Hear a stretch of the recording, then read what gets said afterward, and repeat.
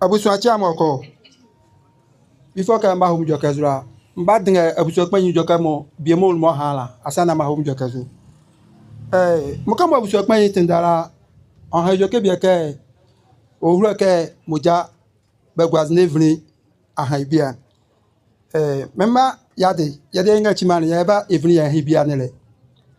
Chisebede mo abusuan na ba evni ba hibia. Yade mani ya hora evni ya hibia. Mbahum jokazu. Mfaka ye yake yaba ijoka ya dore abusuan ya nyu na ane mame ba hima modi bia la oneke let mezike zo ijoka ni otetere enamo ye yara ye da marin ya da zo ijoka tuoti eli ya ba hire ya mame ba hima amaja kan mo otule ya nkezi modan kun otu ejaka ni ya ijoka mo onumala mo yese amuchi ye ngure bia kunla ya wo suazo baba bagala ovale kafi odru suazo ka ya da babo domburu ongure ko banwa bia ogwazo na yama bedere ka ya da nyevlo ni jima ya na jima bia ko yenye nyevlo jima no ko jumu ka bia ya ko nozo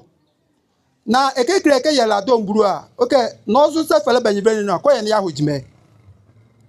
ehisa suti yese ye ngure ya wo suazo ya mala man bako egbonu bako peyenira ojumuke biara amuchi bako peyenia odiebe skwa mo da sira wonre ya nga hore ya nga bo charge mo no hara ya bia do amuchi anwo da sira wonre ashe buka bi esi ye ngura ya woke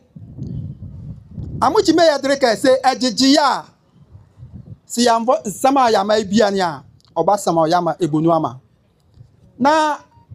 namoka moluma na namoka motozro nyo na namoka motozro nsa ya de yaringa kura ya aduba zejoke yandi biele osu azu na muka chiwo moga se ejejuwa kwamba ya sama ya mebia oba sama ya makpakenu ama ya tati biele ibezuela idu ya nzo keke okura oye de bia ma yofin ho osu azu bia kuma duala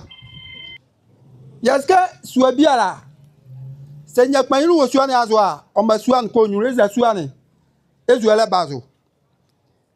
nyamre ye adom ye nyare ye DC mori ye former DC kama betuation mo kakra odi bia no andis maka aga nyula eze ye nyare DC bia kun mo